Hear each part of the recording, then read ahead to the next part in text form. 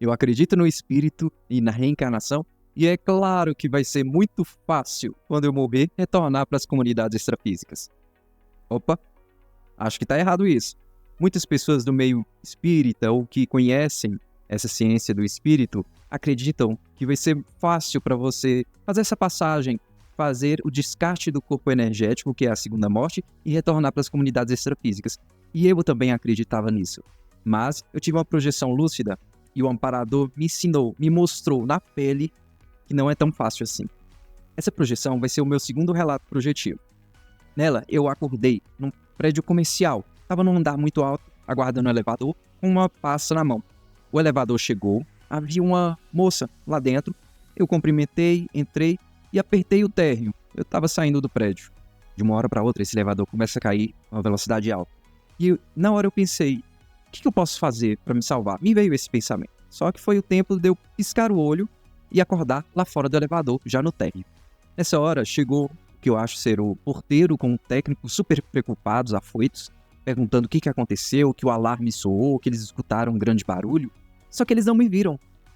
Eu estava lá parado, na frente do elevador, e nenhum dos dois me viram, mostrando a preocupação e conversando entre eles. Nessa hora, eu pensei, eita, eu morri.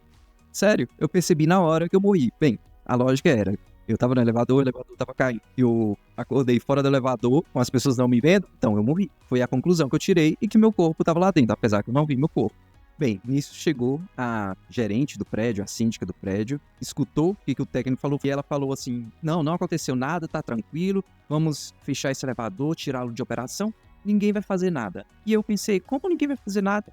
Meu corpo tá lá, o corpo da moça tá lá, precisa abrir a porta do elevador e ver que a gente tá lá. E ela falou assim, não, vamos fechar aqui, vamos colocar esse sofá aqui na porta do elevador para ninguém acessar. Vou fazer uma descrição do local. Saindo do elevador era um pequeno saguão.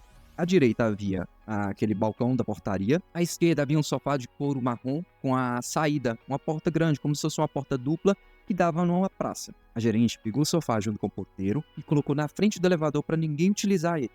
Vocês não imaginam a revolta que eu fiquei, porque não encontrariam nossos corpos lá dentro. E eu só pensei que a minha mãe ia ficar super preocupada, não ia saber o que aconteceu comigo, ia passar a vida às vezes me procurando, achando que eu tinha sequestrado, achando que eu tinha fugido. Enfim, passou todos esses pensamentos ali e eu fui tomado de uma raiva, de um inconformismo. É isso, acho que é essa a palavra. Eu fiquei extremamente inconformado com essa situação.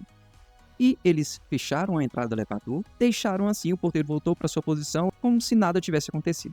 Eu saí daquele local extremamente revoltado, muito.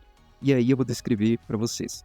Eu saí, era uma praça, havia um banco, bem na frente, aqueles bancos de aço, e havia um canteiro atrás. Eram vários canteiros na praça, mas esse banco estava num canteiro que tinha arbustos, algumas flores. À direita havia mais a continuação dessa praça e um parque, com um caminho entre árvores, várias árvores grandes.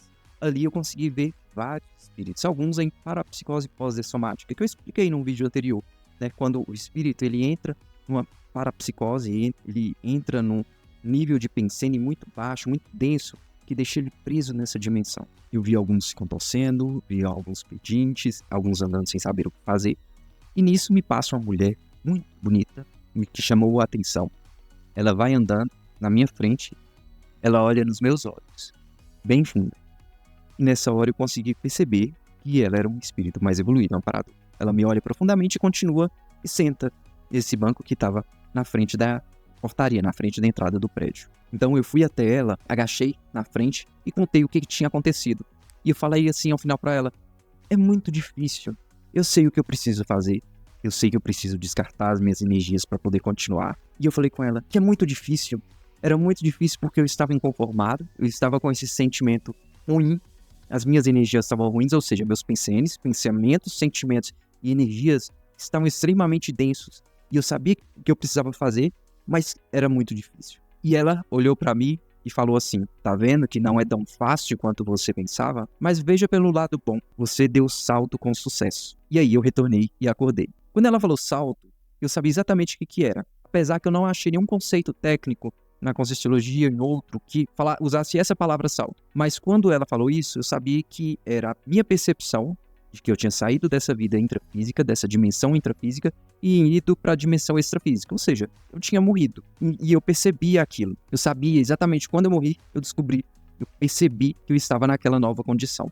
E isso era dar esse salto. Então, a partir daquele momento, daquele dia, eu percebi que não é tão fácil quanto eu pensava e quantos muitos por aí pensam. Mas ter esse conhecimento, conhecer o processo, saber sobre toda essa ciência do espírito, te dá ferramentas para poder enxergar melhor, para saber o que precisa ser feito, para ter esse abertismo de receber algo novo e tentar avaliar, analisar criticamente. Porque só a partir da análise crítica é que a gente pode tomar uma consciência sobre a nossa nova situação e sobre o que precisa ser feito. Por mais que difícil que seja fazer, é muito melhor você saber o que precisa ser feito do que você não ter noção nenhuma e ser pego desprevenido. Gostou desse vídeo? Curta, comente, compartilhe. Ajude-nos a semear o conhecimento